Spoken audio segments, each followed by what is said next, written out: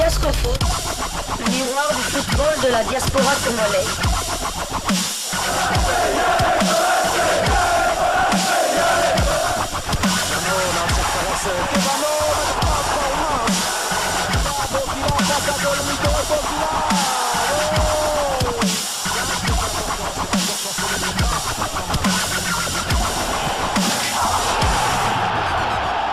Diascofoot, le miroir du football de la diaspora congolaise. Bienvenue dans Diascofoot, le miroir du football de la diaspora congolaise. Diascofoot qui ne s'intéresse qu'au football d'une part, mais qui ne parle pas n'importe quel football, les footballeurs d'origine congolaise de la diaspora, que ce soit en Afrique, en Asie, en Amérique centrale, en Amérique du Sud, en Océanie, dans le Moyen-Orient, dans l'Extrême-Orient, partout là où il y a des footballeurs d'origine congolaise qui évoluent. Diascofoot s'intéresse à eux. Aujourd'hui, nous revenons encore sur un dossier qui ne cesse de nous étonner, cela concerne notre capitaine Marcel Tisserand, ministre de la Défense.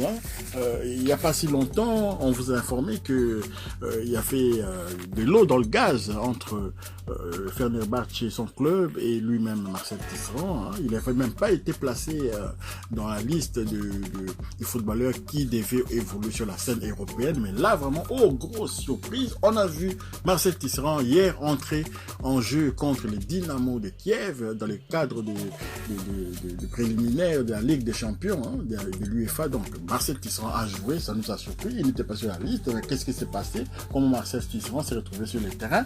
Donc voilà, en instance de départ, Marcel Tisserand a été réintégré dans le groupe qui affrontait les Dynamo de Kiev.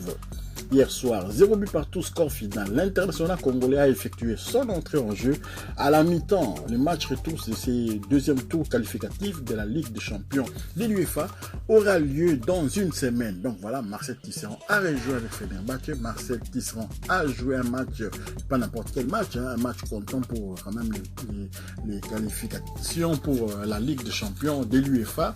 Et donc voilà, notre ministre de la Défense, vraiment, il souffle le chaud et le froid, vraiment, depuis je peux même dire depuis quelques années, après plusieurs blessures, Marcel Tisserand n'est plus le même, il avance aussi en âge, et là voilà, bon, on est quand même content qu'il puisse dépanner encore en défense de Fenerbahçe, et cela démontre quand même qu'il est toujours utile, qu'on n'a toujours pas trouvé de remplaçant pour lui. Donc voilà, Marcel Tisserand, c'est l'information qu'on voulait vous donner, le score final entre le Dynamo Kiev, ancien club de Dieu merci Bokani, et vous savez, le Dynamo Kiev qui rencontre aussi des difficultés à cause de la guerre en Ukraine, bien entendu. Nous sommes tous de cœur avec les footballeurs de ces pays-là qui sont vraiment, on les mérite de pouvoir rester concentrés sur le football. C'est pas évident en ces moments.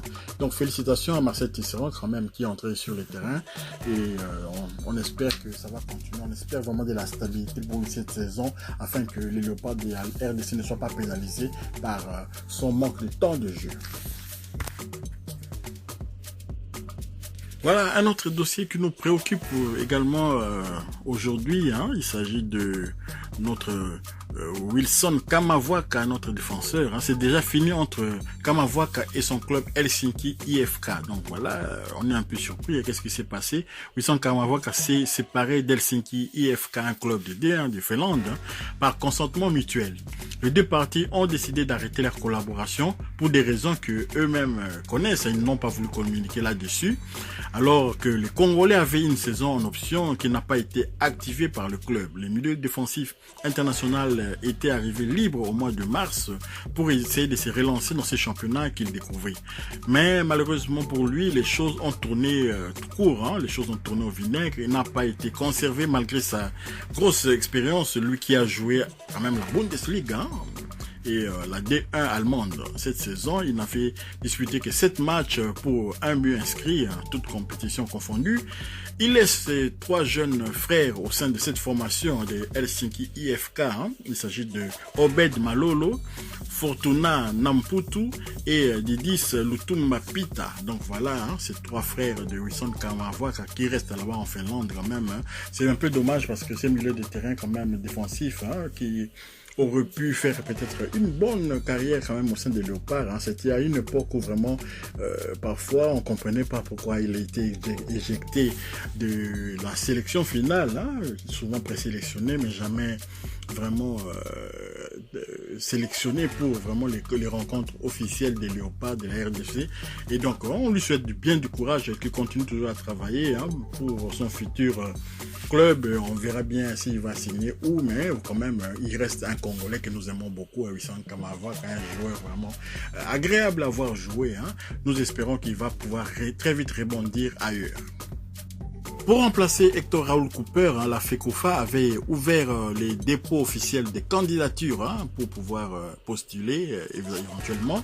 On a déjà eu Claude Makelele qui postule, le coach sud-africain Mosimane aussi a postulé, également aussi le technicien les techniciens allemands Gernot Rohr, et maintenant voilà le français Henri Stambouli, candidat au poste de sélectionneur des Léopards. Henri Stambouli, c'est un ancien gardien de but, notamment qui a évolué à l'Olympique de Marseille. Henri Stambouli, c'était le gardien remplaçant de Joseph-Antoine Bell dans les années 80 au sein de la formation de l'Olympique de Marseille. Vous savez, c'est l'Olympique de Marseille où évoluait l'international sénégalais Diallo, et également Alain Giresse aussi. Alain Giresse aussi, à cette époque-là, avait joué à l'Olympique de Marseille avec Jean-Pierre Papin, bien entendu, d'autres joueurs que vous connaissez certainement, de Philippe Vercreus, donc Vercreus, les Français disent Vercreus, mais c'est un nom d'origine quand même néerlandaise et belge, donc Vercreus.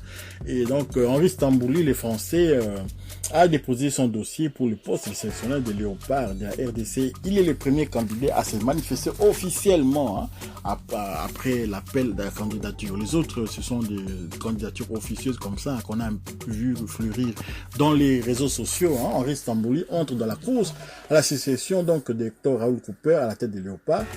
Il a acté son désir de coacher la sélection nationale congolaise en déposant son dossier d'après les informations relayées par le journaliste congolais François Kaboulo. Moana Kaboulo, le technicien français, est expérimenté d'un long parcours, comme je le disais, en tant que coach. Depuis une trentaine d'années, il est passé à la tête de 15 équipes à travers le monde. Il est actuellement entraîneur de la gymnase sportive Kabylie depuis 2021. Henri Stambouli est d'origine algérienne quelque part aussi.